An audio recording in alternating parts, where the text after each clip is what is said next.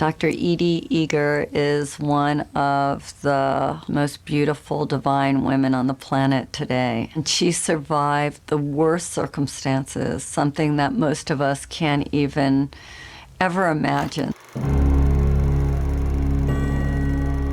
May 22nd, 1944, when I arrived in Auschwitz, there was chaos. My father was separated from us, and my sister and I facing Dr. Mengele. I didn't know who he was until later.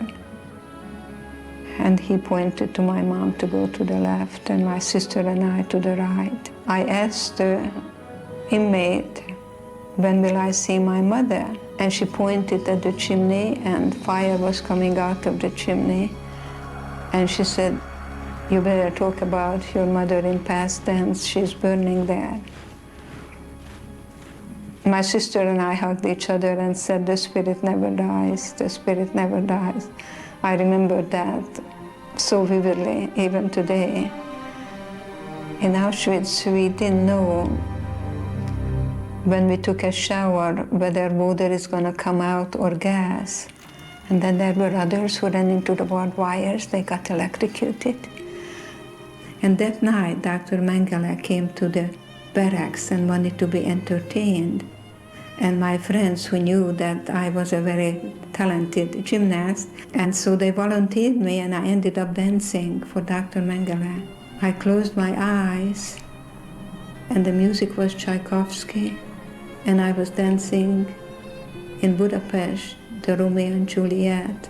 I completely dissociated. And we had choices. I chose to look at the guards, that they were more in prison than I was. I remember they took my blood about twice a week, and I asked, why are you taking my blood? And the man said, I'm taking your blood to aid the German soldiers so we can win the war. I said to myself, I was a pacifist, I was a ballerina, I bet with my blood you're never gonna win the war. So I created a part in me that I was able to still be in charge of and not allowing anything what happened externally to murder my spirit. I remember I said, if I survive today, then tomorrow I'll be free.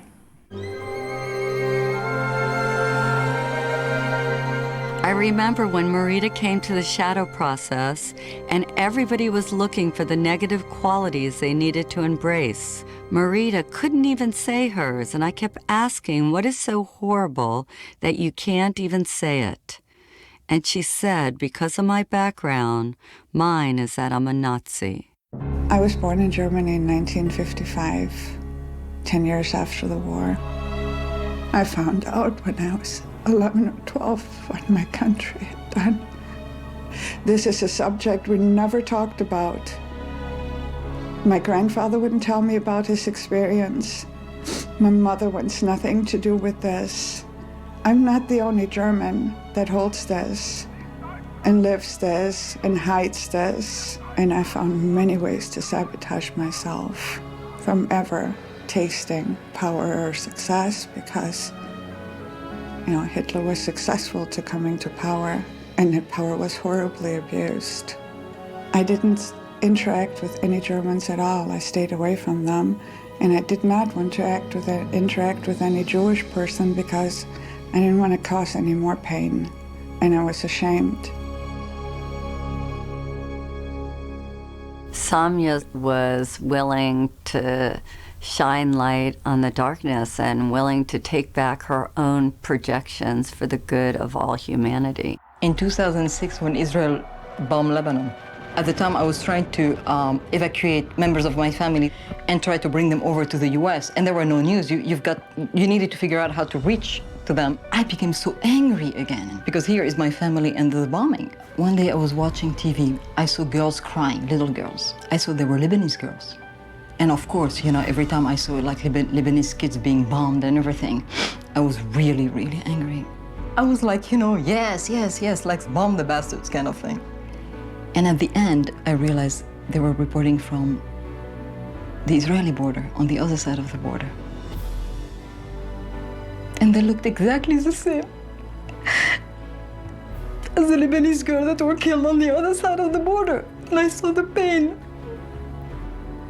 And that day I made a commitment to myself that I will no longer tolerate that kind of cruelty, irrespective of which side of the border it's happening. Forgiveness doesn't happen in your head until it happens in your heart. My mom was walking downtown Beirut with the young Israelis, and she turns to my dad, and her mother had been killed by the Israelis. She goes, "Mustafa, these are young soldiers, don't they have a mother? And if she can forgive, who are we not to forgive?" I've come full circle, and this is the external of what was going on inside of me.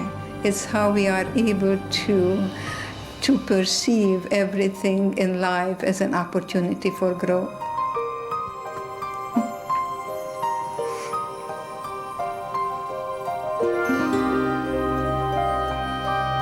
I got married, I have 3 children and 5 grandchildren and 1 great-grandson, and that's the best revenge to Hitler. You are here. You and I are here, yes.